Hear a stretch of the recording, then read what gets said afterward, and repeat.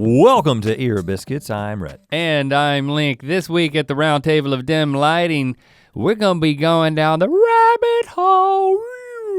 We have an envelope here.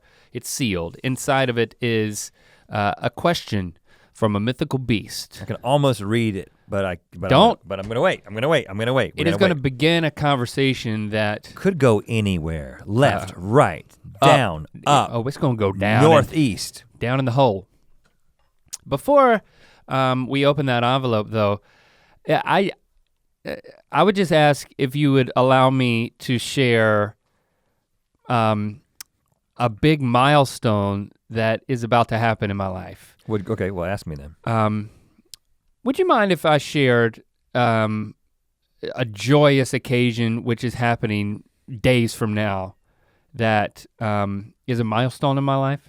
I'd rather you not. No, sure, go ahead. Every day when I get home, I pull up in my driveway and I turn off my car and I reach up and I push the button to open my garage door. You open your garage door, there's not even a car in there. That's right. What are you doing there? I use it to enter the house.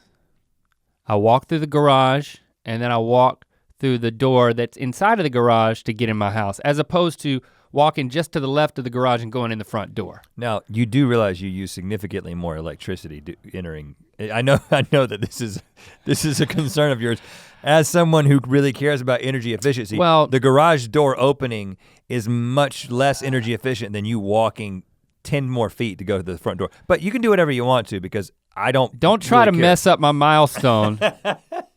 Because what I do is, then I close the garage door behind me and that's where my shoes are kept.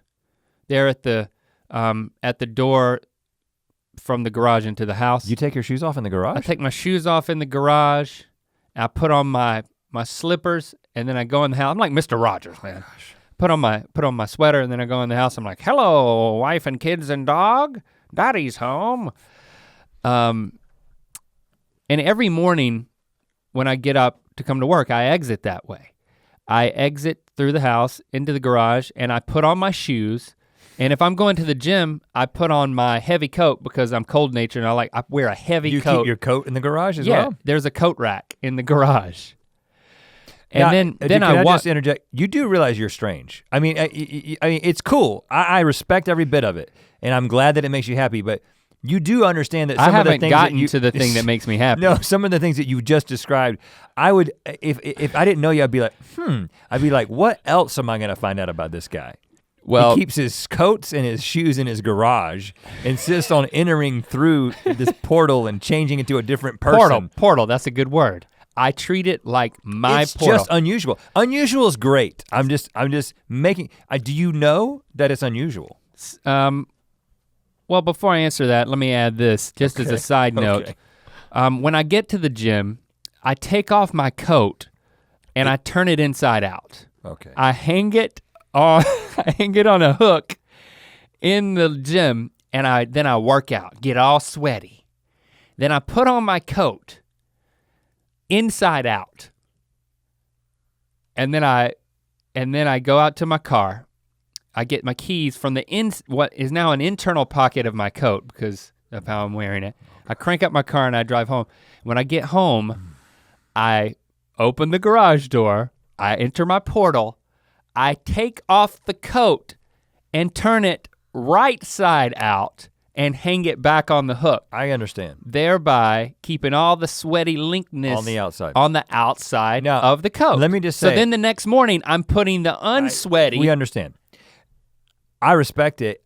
I think that it's completely all genius. It's all justified. It's all very well thought out. But I just learned something about you, and it's this weird insight that after knowing you all this time, sometimes I haven't gotten to the milestone yet, but go ahead. Sometimes I look at you as I'm speaking, or as other people are speaking, and I can tell that you're not present. Oh, I thought you with pride. That too, and just a little tear in your eye. And sometimes that I'm not listening. I feel like I ask the question to myself, You know, we spent a lot of time together. I think I asked this question to myself 27 to 29 times a week. What is Link thinking about right now? And you're coming up with these freaking systems. Is this what's going on when we're in the middle of something and then you're just gone? Are you like thinking about, I gotta turn the jacket inside out? That's it. Maybe. Is that what the brain is? Is that where all the brain power's going? Do these systems? Because, I mean, that's a great system. I totally get it. I mean, yeah. I think people out there are gonna be like, I'm gonna do the inside out coat thing. I understand, it's completely logical.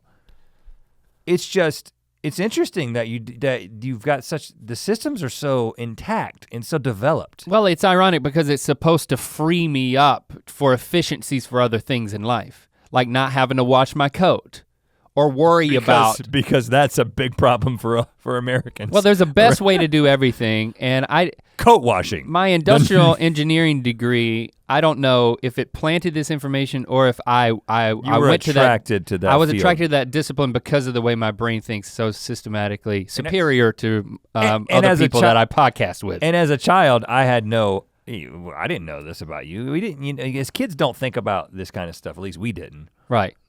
I mean, I wrote in the book of Mythicality that like I petted my dog Tucker 5 times on the head. But you didn't share that with me, I didn't know. No, I didn't share that with anybody, not even Tucker.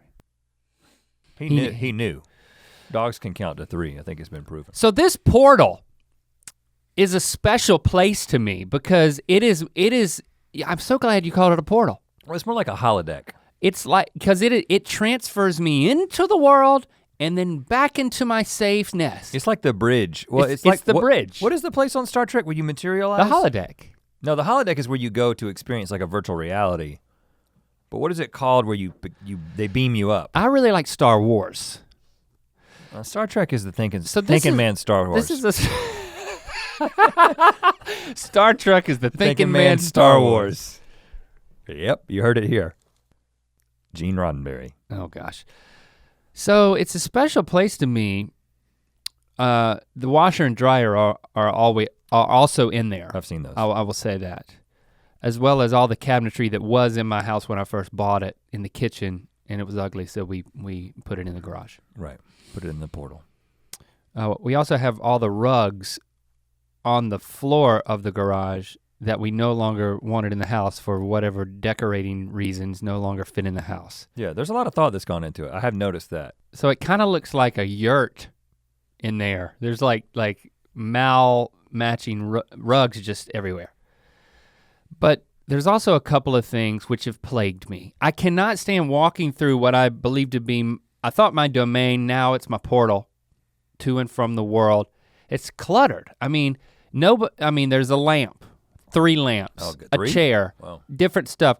There's a recliner that some friends let us borrow when Lily was going through her back surgery that now she doesn't need, so they don't want it back and they haven't come to pick it up, so it's in the garage. There's a go-kart that I bought for the kids from a neighbor because we could drive it on our street because it's a private street legally. They never got into it. And there's a carrier that I bought to put on top of our car to hold luggage so that we could all go somewhere as a family. It's big, especially when you're just right next to it on the ground. And I'm like, I can't get out of my portal walking around all this stuff, and I'm seeing it twice a day at least. Especially in slippers. And it came to symbolize clutter. Comes to symbolize everywhere in my life, but specifically here in my portal, just a lack of control over my life. And I just cannot walk through that multiple times a day. And I will tell you that today, somebody came and picked up that go-kart because for a whole year, I've been like, I'm gonna get rid of this go-kart. I put it on Craigslist. No. I put it on Craigslist, $200 or best offer. Within an hour, somebody's calling to come get it. Yeah. Within an hour. I could have done this a year ago. Yep. What are these people, who wants a go-kart in Los Angeles? How did you communicate with the Craigslist contact? Burner phone? I got Jenna to talk to him. Okay. So I did not personally talk to him because I didn't want to bring that into the mix. And I didn't want to be there when they picked it up because I didn't want them to know this is my house. You didn't want to say, Go-kart owned by Link Neal. I could have got more money, but I could have gotten $350. I didn't want to do that. $350 because it was at my house. Maybe. You don't really like people coming to your house off Craigslist, but I was that desperate to get rid of it. Meet him at Starbucks. Drive the go-kart to Starbucks. The moment we post, someone's like, I've been waiting for one of those, or whatever. Oh, everybody's in the market for a go-kart. I'm in the market. You didn't even tell me you were selling it. And then you know what? We loaded up the recliner and got it out of there and just returned it to people. So we're not gonna keep asking you to come get it, the loaner recliner. We're gonna bring it to you tomorrow. This is gonna be over, because that's been 10 months. They didn't just pawn it off on you? And they were like, okay. They kind of did. Obviously they didn't want it because it's been there for 10 months. Well, they didn't want the recliner back. They didn't need any more because their daughter is good. Recovered as well. Yeah, but he had it in his office. Oh, okay. Got rid of that, and I bought a rope hoist. Put that up, and it holds the carrier, and it levitates it above the garage door. That sounds dangerous. Well, it's out off the floor. I could literally, I know this sounds crazy. Yeah, we've been there for a while. What I'm about to say sounds crazy. I could literally park a car in my garage. But you don't want to do that. Just think about that for a second. Nobody does that in California. Nobody does that anywhere with a garage. Unless you live in like frigid places and you have to. Well, that's a lot of places. Okay, that's fair. Yeah, don't forget so soon what the weather is like. That's true. In other places. But nowhere where weather's not a factor does anybody use the garage other than keeping all the crap that they don't want in their house. And you know rainy places too, cold places and rainy places. We don't have cold, we don't have rain. It's tough though. I know it's tough for everybody, even if you got rain, to keep the clutter out of there. And I guarantee you, what I'm gonna do is I'm gonna drive my car and I'm gonna park it in there. And then. Hold on, but that's invading the portal. I'm gonna do it once just to say I did it. And then you know what, the next day there's gonna be something there. You might drive over a slipper. 3 years ago, 3 years ago, I got the garage clean enough right when we moved in. And I was so proud. I went in the house and I was like, Christy, you gotta come out here and see this. And she was like, I'm in the middle of something. I'm like, no, you gotta come out here and see this. And I bring her out there by the arm. I open up the. You led her by the arm. I led her by the arm. I said, close your eyes. Brought her out into the garage next to where my slippers are. Said, open your eyes. She opened her eyes and there was my car parked in the garage. And I was just beaming. I was like a kid who brought home straight A's after failing. Was she as excited as you were? No. Yeah, I not think really. So. First thing she said was, you can't put the car in the garage. Yeah, she's right. This is the laundry room. Yeah, so that really burst your bubble. I was like, just let it stay here tonight. Yeah, let it get a taste. That one night it stayed there, and now 3 years later, it's about to happen again. It's one of those moments in your life. It's a milestone moment when you can say, you know what? I had complete control over my life. For one fortnight. That's an illusion. It is an illusion. And don't let her see it, because she's gonna come out there and hate it again, just like she did 3 years ago. Don't lead her out this time. I won't. You know it's gonna be a just for me. It's just for me. Don't tell anybody. Then the next day I'll come home, I open the garage and I'm gonna pull on in and you know what, there's gonna be 3 lamps, a chair, and a toy that Lando doesn't play with anymore. Yeah, that's what the garage is for. A huge dinosaur. The garage is the staging area for offing things. I feel like I'm fresh. I feel like a fresh bag of chips, man. Don't get used to it. You know when you open that bag of chips and you look down in it and you're like, man, it's just a world of chips. I can find the perfect chip to eat first. I'm gonna find the one that's folded over on itself. You look into the chips? And I'm gonna eat that one. I open and just begin eating. It's just a different way of looking at things. That's what makes it so great. It's when I open that jar of peanut butter, take off that white seal underneath, and then I look and it's a pristine, it's like the ocean on the calmest, it's like a lake on the calmest morning where you could just tiptoe across it like a ballerina. That's what that peanut butter is like. And then you're like, you know what? I'm just gonna sink my spoon and then I'm gonna lick it clean. Only once will that happen with every jar. That's true. Only once in 3 years will that happen with my portal. Well, you want to come over? I'm proud of you. I think I got all I needed from you just talking about it. I really appreciate it though. I'm very happy for you. But in the you want to sell something? In the what is the word I'm looking for? In the effort, in the Ether. spirit of moving along. Yes, I'm sorry I gushed a little bit. We're gonna get to this question in a second, but first I do want to let you know about these patches. Now we wrote the book of Mythicality, and there is a real patch associated with every single chapter. Oh yeah. And we made these patches, and then there's actual photos of the real patches that are associated with the theme of each chapter. And they're the kinds of patches that you can put on your backpack, jackets, and they kind of tell a story all together, the full range of Mythicality as explained in the book of Mythicality. Mythical.store, you can get all of them. You can buy them individually, you can also buy them as a pack, right? I don't know if that's true, but just go over there and check it out. Yeah, you'll figure it out, it's all self-explanatory. Okay, let's get into this question. I just feel so good. I mean, I know that it's not healthy. I don't think you should tie the illusion of control. Yeah, I don't think you should tie your well-being into it. I'm not, but I'm not gonna resist the feeling of feeling good because of it. I'm gonna put it in its place. Allie B, if I were to get cryogenically frozen, when would I want to be woken up?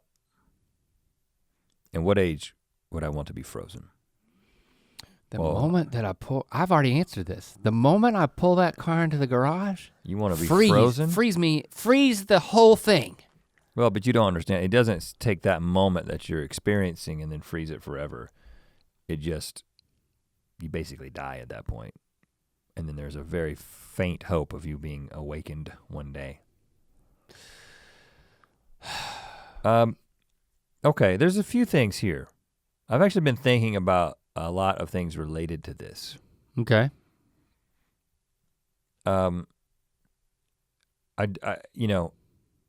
Not to short circuit this, but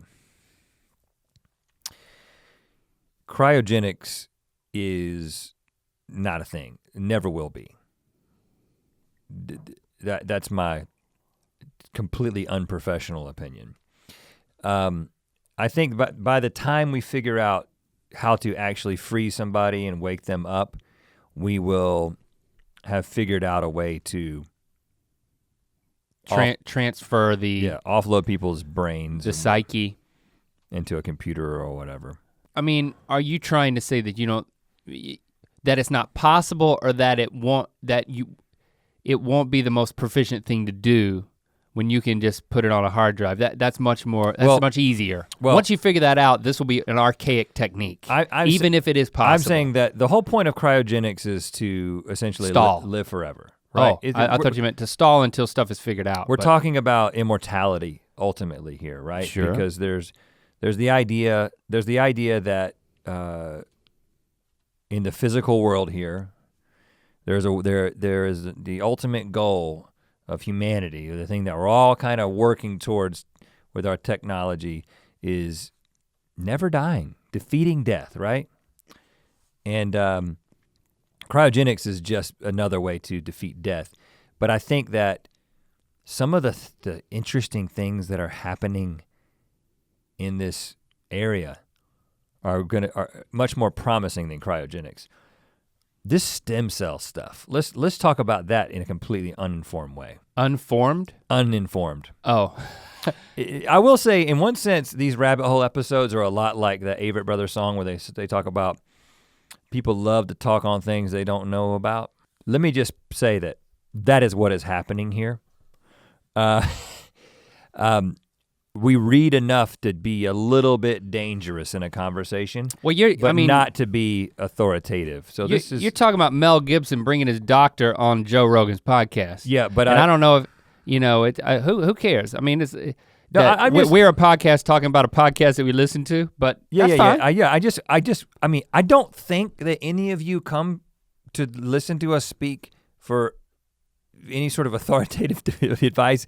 If you do, I'm really concerned for you. But hopefully you come because this is entertaining conversation. So that's what we're gonna try to have. But well, thought-provoking. We listen to. Don't come for answers, come for thoughts. We listened to Joe Rogan's podcast and he had Mel Gibson on. Mel Gibson brought his doctor. Mel Gibson brought his doctor. Who treated his elderly father who was basically on his deathbed with a bunch of problems, multiple organ failure. He treated him down in Panama because it's not legal in the US to treat someone with the type of stem cells that he was treated with intravenously and maybe perhaps otherwise, but he made a dramatic recovery. And I cannot remember the word. It starts with an M. Something. There's a certain type of stem cells that are basically, without getting into the specifics because we're not going to be able to do that. You can listen to that episode of his podcast. Yeah, it turns out that injecting these stem cells both intravenously but also directly into the problem areas is having these incredible effects. Basically what they're seeing is that young stem cells that basically secrete things that then cause the cells in older people's bodies to behave like young cells and to basically things to start happening differently. Like there's things that when you can look at a cell and you can see the mitochondria, you can see these other things in it, and you can know if you know anything about cells, cell biology, that this is an old cell and this is a new cell. New cells multiply very quickly and they're healthy in all the different parts, but as we age, everything becomes less efficient, and that's why you don't heal as quickly and you don't repair yourself. And eventually you're just basically slowly dying, once you hit adulthood, you're basically just slowly dying. Mesenchymal stem cells. Which are not embryonic stem cells. Right, again, and that's one of the things, we'll say that stem cells were super controversial and probably continue to be super controversial, especially in the United States, because the impression was that these were embryonic and they were like taking babies, and that's not at all what this is. That's not what's happening. I don't exactly know the science behind it, but it isn't that kind of thing. Some of them are from the umbilical cord that are just donated, but they can also get some cells from your own body. And anyway, it's not actually a controversial thing. It just kind of feels that way. But anyway, what is happening with this, with the way that it's like ultimately, it's like Mel Gibson's dad was 92, had all these issues. He's 100 now, and he's as healthy as he's ever been. And they're reversing heart disease. They're healing people who have spinal cord injuries. And this is not pseudoscience. This is not like anecdotal evidence that you see in some whack commercial. No, this is documented, peer-reviewed stuff that is happening where people— Even though we are only repeating the anecdotal evidence, but— No, but yeah. No, but the doctor was not— Right. That wasn't anecdotal. Okay, that's true. That's well documented, multiple sources. It's been done multiple times. Like people who, like the story of a guy who was in this car wreck and could not walk, had no sensation under, below the vertebrae where the spinal cord injury was. Now the dude walks around, he's fine. He walks around, he has full mobility, full functionality of his everything below the belt, and he can walk, he can run, he can do anything. And it's because of these freaking stem cells that are repairing tissue in a way that it was not possible before this. That conversation definitely had this futuristic, magical ring to it that's like, wow, this is what it's gonna be like. This is gonna be such a commonplace treatment a decade from now. It felt like the way that people were talking about cryogenics, years ago. Talking about Joe DiMaggio freezing himself or something like that. Walt Disney, which that's a myth. He did not freeze himself. I believe that they said that Michael Jackson had a chamber before he died. But let's just say it feels the same as cryogenics, but it's much more rooted in promising science. And without getting into I don't want to bore you guys. I know some of you guys, when we talk about certain scientific concepts, are like, well, I don't want to hear about this. I don't want to talk about that the whole time. And obviously we don't know that much about it. We just listen to the podcast, and I've read a couple of books. But let's just assume that things will continue as they have been. And this technology, coupled with CRISPR and these other things that are going to continue to happen and develop. And you can just get so your lifestyle will be you just get an injection, or you'll hook up, like you'll charge your car, you'll go through your portal into your living room and sit in your recliner, and then you'll hook up to your IVs of the stem cells, and you just get euthized. Yeah. Not euthanized. Totally different thing. Yeah. You'll be, for all intents and purposes, again, I don't know when this will happen, but let's just assume that there will be a point in which we can continue human life indefinitely, okay? Now, interesting book. I told you guys I've raved about the book Sapiens.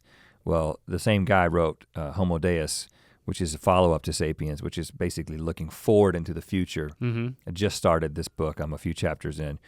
But he talks about this issue, the idea of we're all kind of trying to become immortal. That's what all this technology is kind of looking towards. And he talked about the idea of how we mortals take risks, right? It's like we go surfing, which is not even that risky, but we might go skydiving or even ride in a car. We do things all the time that for certain moments the probability of us dying is greatly increased. Yeah, like shoot a confetti popper at your face. Exactly. Point blank range. And we do these things knowing that, well, I'm gonna die someday. I mean, you don't think about it like that, but we live in a culture where we know that we've got 70, 80, 90 years and it's over. Well, his point was, if we get to a place where you can sustain human life indefinitely, people are gonna become very, very different. They're gonna look at risk a lot differently. Because it's like, man, I could get 500 years on this planet.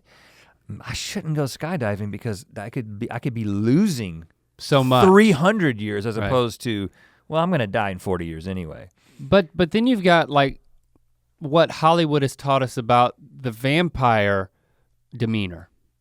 It's sad and lonely. It's nihilist and defeated. I mean, it's like they're just grumpy. When you live that long and you encounter, well, first of all, they're encountering a lot of people who aren't living that long, so they are lonely.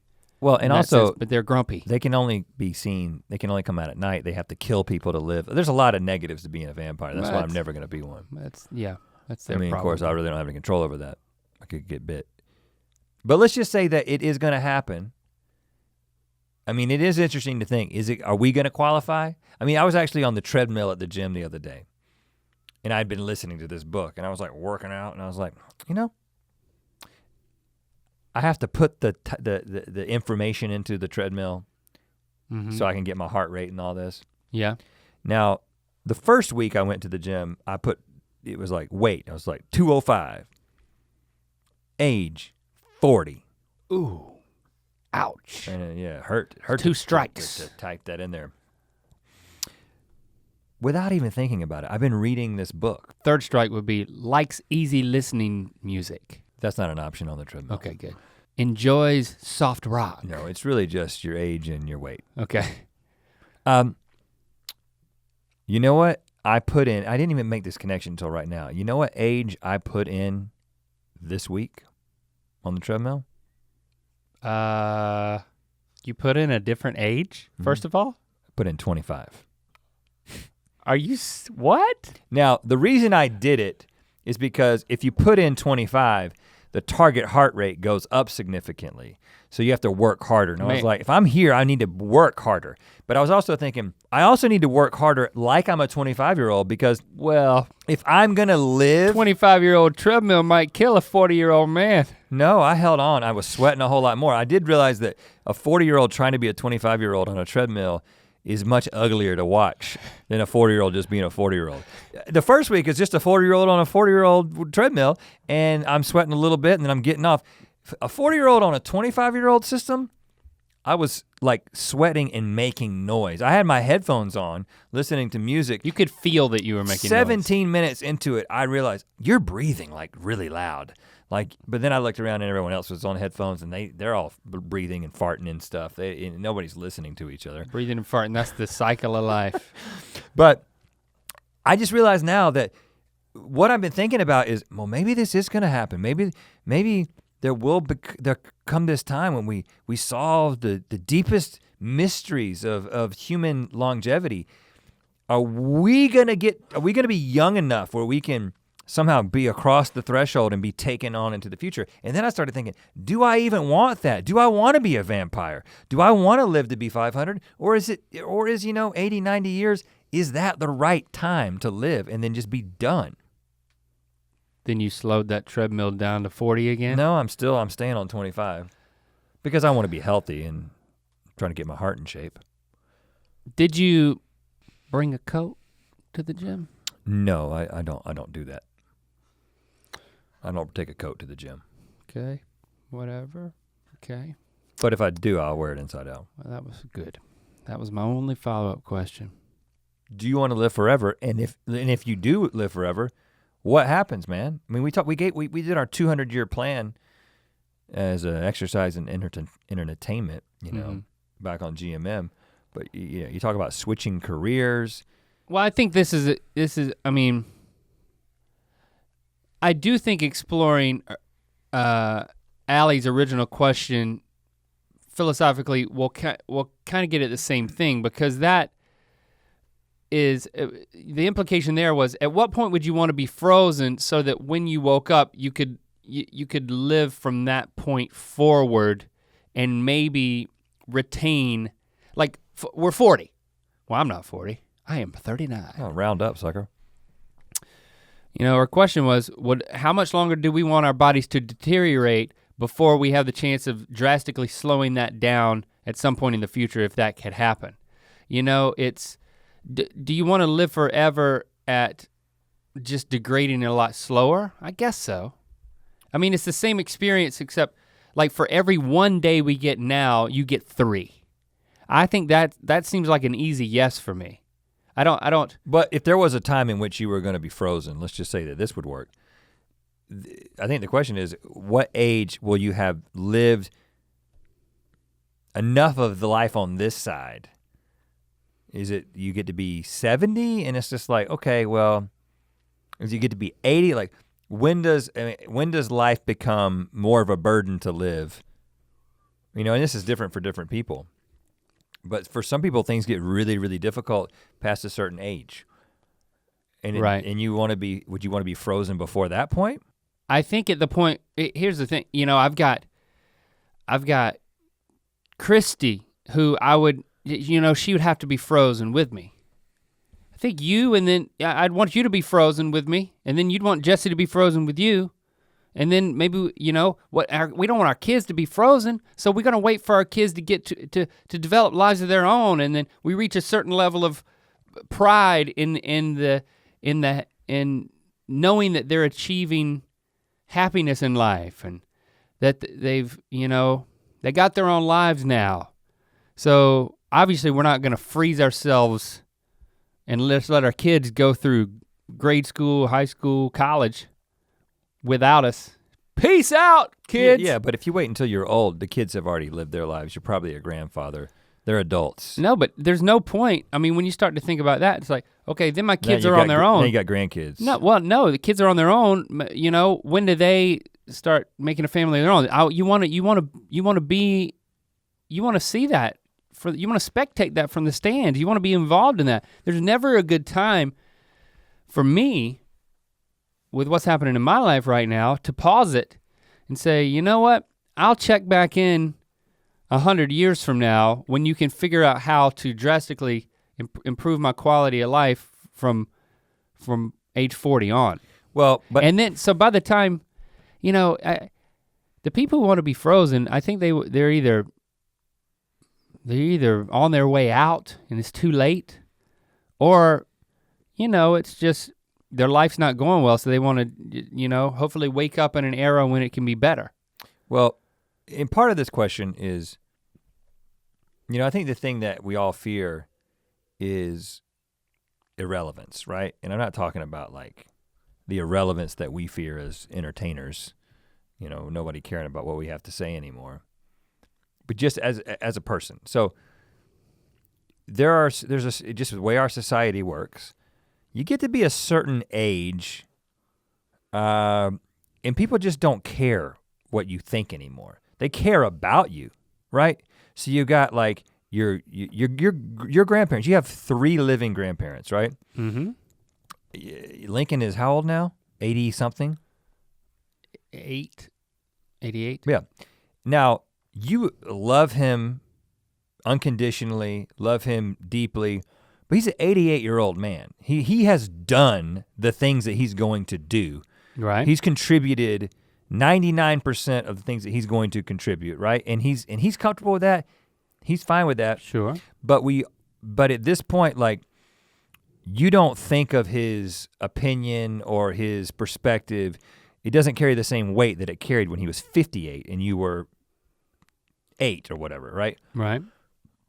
So there's this point in which our society has just sort of said, you get to be this age, and it's just sort of like, you're old now.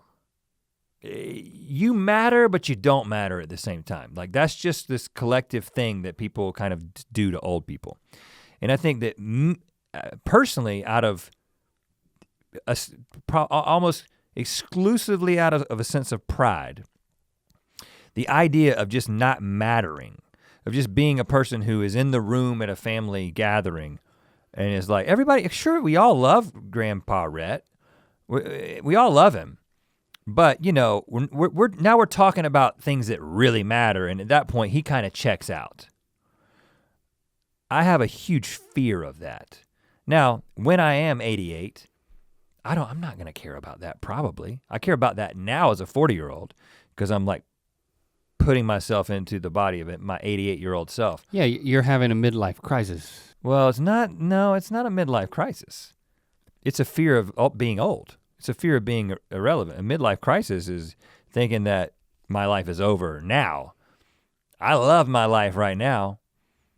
But I think that's the part of getting old, not even death, just getting old that we fear. And so when I answer this question, I'm like, well, right when I feel like that's about to happen, when I'm about to become what I see as irrelevant, that's when I want to check out. And I feel bad even talking about it because I'm not trying to talk crap about old people. I'm just saying that this is just the way, if you're of a certain age, you can't even get hired, even if you're capable. Like, if you're a white-haired 70-year-old, you're just as qualified as a brown-haired 30-year-old you'd be like, this guy, he's 70. Why does he want to work here? Mm-hmm. Just we don't value. We don't feel like old people have anything to offer. I'm not saying it's true. I'm just saying that that's just the way that. Well, when it is true, it's a sad reality. Right. So what do you summarize your point? I'm just saying to answer Allie's question of when would I want to be cryogenically frozen if this was a legitimate thing. Because you were talking about, I want to spectate all these things. There'll never be a point in which I don't want to be a part of my family's life or whatever. I'm saying at the point that I become a burden is the point that I would want to check out. And then it'll be too late, assuming that when they thaw you out in this thought exercise, that they can do something reversing, which I think you can slow a lot, but the whole reversing thing, even the stem cell stuff we're talking about, I don't know that it seems still like a leap to say that would it would make you young. It would just make you. It would make you the best of the age you could be. We're assuming that you're gonna basically be the same thing when you wake up, and then you're like, wow, I was almost irrelevant when I was frozen, and now you wake me up and I'm just irrelevant again. You know what? It's analogous. I don't want to go in another sci-fi direction, but I am. It's in a lot of ways analogous to who's going to go colonize Mars. And you're not gonna take your kids. Maybe you take your wife, depending on the criteria and how many people are going, but I'm talking at first. At first, they're not taking a bunch of children to colonize Mars. I would assume not. But it's people checking out of their Earth lives forever. They're never coming back. They're gonna go to Mars, and so they continue to live a life, but you have to live a certain type of life or have a certain level of autonomy to be comfortable with. I'm gonna check out of this world and enter a new world. So I think there are people who are willing to do that. There are people that I'm not one of those people. When you've got kids that you're investing in, that's a big factor. Yeah, I think we're probably talking about the people who volunteer to do this, and again, I'm kind of with Neil deGrasse Tyson on this. I don't understand why we're thinking about colonizing Mars when we've got a planet that we really need to be worrying about here that's actually habitable now, but may not be for much longer if we don't correct things. Well, I think we should have all the irons in the fire, and we should have all types of people working on all types of things. But let's just say, but we're gonna talk about enough brain power to go around. Healthy 25-year-olds who are, single or going with their partner, don't have children. They're saying bye to their parents. Maybe they don't have a good relationship with their parents. I mean, you're gonna have plenty of candidates. I don't think you have to worry about that. Oh yeah. But it's interesting because we're talking about the ties that we have with our family, and this is totally natural, and I'm in complete agreement with you that as you think about your life and you think about what commitments you can make and you can't make and how long you want to live, when you want to check out, when you want to be frozen, you're thinking about it in the context as a husband and a father. Mm-hmm. It's gonna be very interesting. I think that a lot of our commitments in the way that we see family is based on our life expectancy. Meaning that if we get to a place where we can live forever, are you gonna be with the same person forever? Like if you can ostensibly live to be 1,000 years old, and your kids that you had, your kids are gonna be 970 years old. You know what I'm saying? And they're gonna have kids, and they're gonna have kids. Like the way that there's a space issue. There's definitely a space issue. That's like a capacity issue, but let's put that aside. Let's just theoretically say that they continue, and maybe it's not every 30 years. Maybe a generation becomes, 100 years or something like that. But you're still talking about 10 generations of people. Are you gonna really care? And think about the way that a family tree goes. You have 2 kids, they each have 2 kids, they each have 2 kids. You go 10 generations, we're talking about hundreds of people who are related to you, but because you're so freaking old, at a certain point, you're gonna have no connection to them, even though they are your direct descendants and but now they're contemporaries with you. You have an embarrassment of riches of all these people that are related to you, but it's like walking down the street and you're like, odds are, I wouldn't be surprised given the odds that this person I wouldn't care. You couldn't help but not care, I think is your point. That's an interesting point. And listen, I'm not. Because you can't maintain meaningful relationships with that many people. It doesn't matter what the blood connection is. Right, and I'm not trying to get myself in trouble. I'm not trying to get you in trouble. I'm just talking theoretically here. With our wives, you mean? Yes, so. Let's not even talk about us. Let's just talk about people who are in relationships in general. Bobby. Do you think that if people can live forever Jenny, and they get married in the first 30 years of their lives, that the expectation culturally, now the cultural expectation, traditionally speaking, is that you get married and you stay married and then you die, right? Till death do us part. Now, not everybody does that. There's a lot of people get divorced for lots of different reasons. But the cultural sort of norm is that the expectation was that we would be together forever, even though half of couples don't. Are we about to undo everything we talked about in last week's podcast? No. See, no, don't think about it in respect to your wife. Think about it as Bobby and Jenny? A cultural institution. There is absolutely no way that the expectation would remain that you would stay with the same person until you were 1,000. There is, because I believe that the expectation to stay till death do us part is based on life expectancy, coming back to my original argument. And if life expectancy isn't a thing, I just expect my life to go on forever, there's gonna become some norm, and I think the norm will be based on being with somebody and producing another generation, and when that generation is the same as you.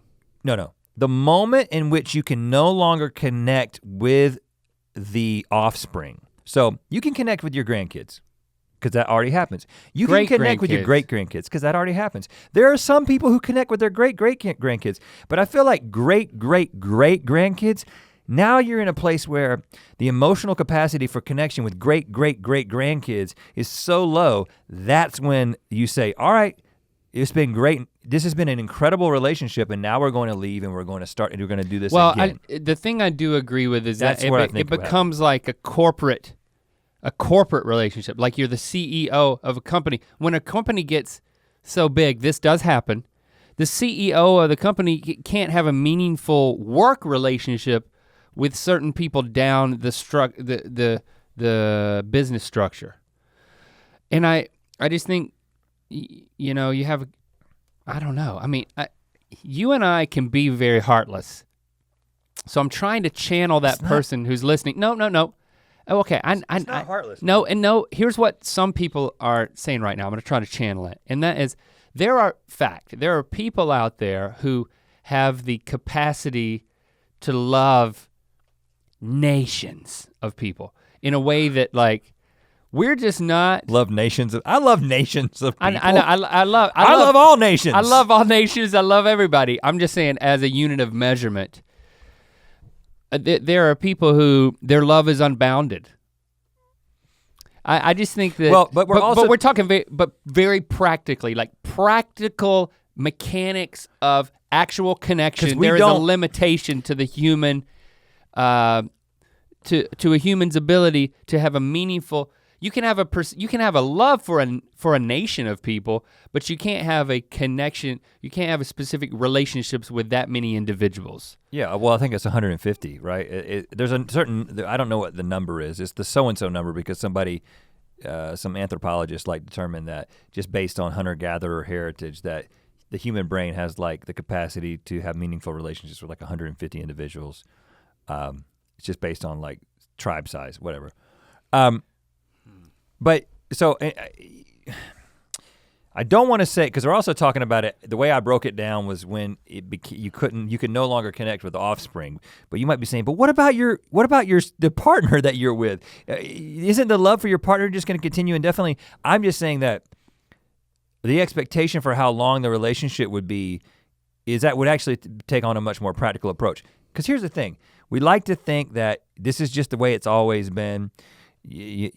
But the fact is that, well, many different cultures and probably most, the way that relationships were formed in the distant past was much different. In fact, humans were much more like animals in the distant past, in that they were in polygamous relationships. I mean, that was when you go back to those 150 sized tribes. It was a dude with multiple wives. You see that in all kinds of ancient texts, and there's lots of archaeological evidence of that. So that was the cultural norm at the time. So what I'm saying is that if things, and the reason that it was that way had all kinds of factors that contributed to what was the most efficient way to live at the time for multiple women to pair up with one man. It was just it was the way the dynamics work. So I'm saying that in the distant future, if people are living forever, the dynamics, the expectations, and the cultural norms, and what we consider to be moral will change because it changes over time as circumstances change. And I don't think it's gonna be this thing where it's just like, oh, well, that love isn't real. It's gonna be like, no, that love was there for a certain time, and then both people are just like, okay, either we continue this or we don't, and it'll be based on so many different factors that we can't even begin. Like that gets back to the, when are you gonna wake up? When are you gonna be introduced? Which we talked about a couple of podcasts ago. You might wake up at a time where so many things have changed and we've tapped into the way our brain works and we have no capacity to even understand the future that we've been put in. Your mind explodes. And then you're like, I shouldn't have woken up. Not, again, I agree with you, not trying to be bleak about it. It's just, it's a reality. But the thing about staying paired up for life, even if that's eternity, and the argument of, 50 years together, 60 years together, the type of thing of that seeming long, and to be celebrated as a cultural achievement. I'm just wondering if you take it backwards to, like when life, based on life expectancy. That's what makes it awesome to say, okay, if we're gonna live this long and you're gonna be partnered up for that long, that's to be celebrated. Well, let's go back to life expectancy, when life expectancy was much less. And then being with somebody that long was, I'm sure, still celebrated. Or maybe, would you say it was no big deal when people were dying of the Black Plague or whatever it was called? Well, go ahead. Because then I'm saying, if you stay together as long as you live, then relatively, then if life expectancy is 250 years, it seems like the same principles would apply. It doesn't seem like that should change. The arguments that we were making on the previous podcast about how, relationships, commitment in a loving partnership opens up a world of experience and enrichment that just moving to somebody else and starting over, which might be more amorous, you're missing out on something. I'm trying to make the argument that if I added another 150 years in my relationship with my wonderful wife, it would be that much more wonderful for ways that I could not anticipate. Because that's not what I'm saying. Because you're talking about life expectancy. I'm talking about not suspended animation, basically not aging anymore. So I'm talking about indefinite life. You're talking about, I know, but I'm incrementally getting there. So then I'm just making an argument. Well, let's pull back to life expectancy 250 years. How do you feel about that? Well, I feel like I can make that argument. Now 500 years. Well, okay, but you're also being a little unfair because you're putting it in personal terms. Obviously, if I put it in personal terms, I'm going to say that if I were to live to be 1,000, I would stay with Jesse all 1,000 years. Yeah, and you know what? And we'll cut it right there. And what I said and what you just said is what we'll send to them. And now we can just talk. We can just let it out. I'm not talking about it personally because my perspective that I bring to this and your perspective that you bring to this is a person who's going to live to be no more than 100 if you're lucky, and then you're gonna die. You and I live in this time frame. We have this mindset, we have this perspective, and so do our wives. And we live in a time that has this cultural expectation. But let's talk about 250 years. You cannot talk about let's it talk personally. about 250 years. And I'll go right back to what I said. So 250 years, when do the great grandkids come in? Definitely before 250 years. And so I'm saying that I think that that's the trigger point, at which point that the offspring that you create you would begin to lose an emotional connection with them, the offspring that you created with this individual person, because ultimately, if you want to get down to the mechanics, that's kind of the purpose of that's sort of the ultimate biological purpose of pairing up. in a traditional sense is to propagate the species, right? That's what those desires, that's what they're kind of based in. And so if you put it into those terms, you're making an argument void of consciousness. I mean, I'm sure a bonobo would feel that way. No, because you're trying to argue from the perspective of someone who feels about things the way that we do. Again, that's why if you ask me personally, I'll say I don't care how old I'm gonna get, I'm gonna stay with my wife because that's the mind frame. But if we were born into a world where people paired up and it was celebrated to be in a committed propagating relationship, it wouldn't be celebrated if it was celebrated for a certain amount of time, and then it was expected to break up. Once you hit the what we call it? Let's call it 250. No, but let's name threshold. Let's name this threshold something that sounds cool that the culture could really get behind. The love milestone. The love milestone. The love stone. There's a whole ceremony. There's a stone and you rub it and all your friends come. I think all your offspring down to your great grandkids come. Your great grandkids don't come because you don't care about those stupid idiots. There's too many of them. Right, so you got hundreds of people already showing up at this freaking thing. If we were born into that cultural norm where that was celebrated, and then at the love stone, then you part ways amicably or not. No, you know what would happen at the love stone? First of all, it would be a cultural contract. It would be a societal pact. And what would happen at the love stone agreement is not only would you, and it wouldn't be seen as a breakup. Again, we see all these things in a negative light because of the time that we live in. If you could live to be whatever age, and you got to the love stone, what would happen at the love stone ceremony is that the next two people that you were both going to pair off with would be at the love stone ceremony. That's what a love stone ceremony would be. It would be this couple is parting and starting two new couples. And you'd still be friends, but now you start the whole process over again with someone else. And it would be celebrated culturally. Here's what I'm saying. It's counter to everything that we think. But if that were the cultural norm that I was born into and experienced my whole life, I could see that I would fall in line. Because it's just the way it is. If you're taught your whole life that this is this is the beauty of it, and these are the ways to celebrate it, I'm certain I could be convinced of it. But then there would be a movie. There would be a movie, and it would be a movie about. It would be called Turning Over the Love Stone. And it would be about this couple that got to the love stone ceremony, and the new partners were there, and they shunned the new partners, and they started the whole thing over again together. And that would become celebrated as the ideal because that was turning the cultural norm on its head. And it would be seen as incredibly controversial. They moved past the love stone. They're actually talking to their great grandkids. That could also happen. Yeah, I think there are many people that would want to stay together. And you and I are two of those people. Absolutely. It seems like by saying that we're actually saying the opposite. No, I told you. And I'm not. If from a personal perspective. You tricked me, by the way.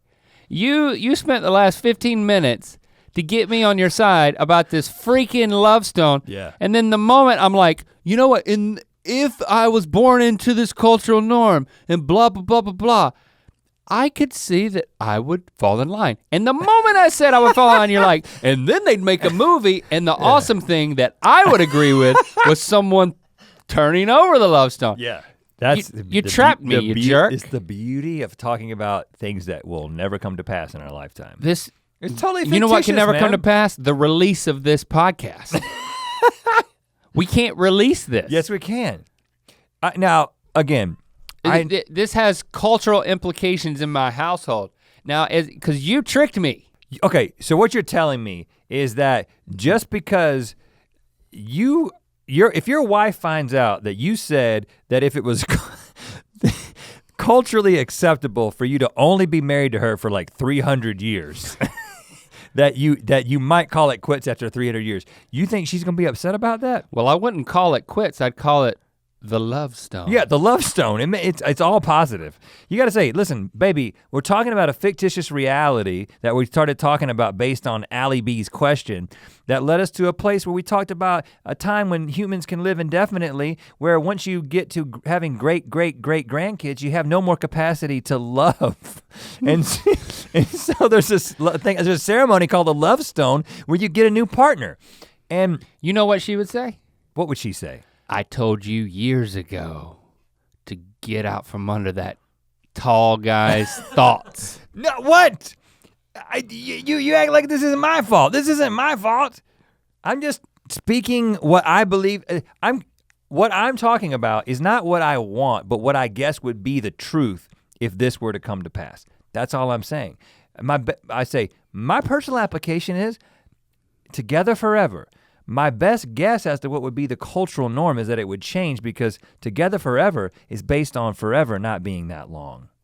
But when forever becomes forever, everything we think about commitment will change. And I think that's gonna be one of the most significant cultural questions that has to be answered if and when we reach true immortality, which I don't necessarily think it's ever gonna happen. And I definitely don't think we're gonna live to see it, and I don't even think that I would want to be completely honest with you, because I think at some point, I'm just gonna be ready to check out. Even if I do have this amazing 40-year-old body that runs on a 25-year-old treadmill. Listen, you can't stroll the grocery aisles forever. At some point, you're right, you gotta check out. I mean, think about it. Yeah. That's a good analogy. Yeah. I mean, I've been in a grocery store and the last thing I wanted was to stay there forever. Yeah, but you can go to like a super Walmart. They got more stuff. It's kind of trashy feeling though. I mean, you can go to, there's so many stores though. What do you mean? In my analogy, there's only one store. The store is not your wife, right? Because she has everything I need.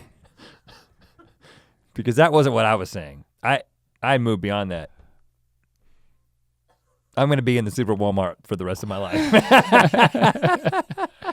Man, usually at this point I'm like, all right, you let us know what you think, hashtag ear biscuits, but you're not gonna listen to this. Because this has been censored. Well, here's the thing is that you're making the assumption that our wives listen to this podcast. They don't. No, they don't. They don't. They listen to us. They listen and to us. And that's why you are listening to blabber this. On about things at home. Oh, gosh. Why are they gonna choose to just play a digital file of us talking for an hour? And let's be real. All right? Yeah. Who are we to think that they would be offended that we would say that? They'd probably be like, hallelujah. Yeah. You think I want to be with you forever? I think that I know one of our wives is gonna be thinking that. I know. I think my wife would be. I think she'd be on the same page with me. I think she would say, if that comes to pass, the love stone ceremony, hundreds of years into the future, I get it. It's fine. Wish you the best. And you know what? Well, you know we can re-stone. Yeah, you can come back again. Yeah. Yeah. You have forever. You have forever, unless you die in a car wreck. Oh, that's a good point. Yeah, which is one of the things that I was talking about earlier, but you know, let's just assume that you're living in like a weird bubble suit that you can't die. Which that makes things awkward right there. Bubble suit. I just picture myself walking down the grocery store aisle in a bubble suit. Saying, how do I get out of this place? You can't die, you're in a bubble suit. You can't fit through the checkout. Yeah. All those magazines. Okay, well, Abby, or that's not your name, Allie B. Hopefully you've really dredged it up. Yeah, I mean, this is all your fault. But you know, hopefully many years from now, somebody at a love stone ceremony will dig this up and be like, you know the origin of this whole idea. It's a couple of Nimrods back in 2018 talking out of their buttholes. Hashtag ear biscuits. Breathe in deep.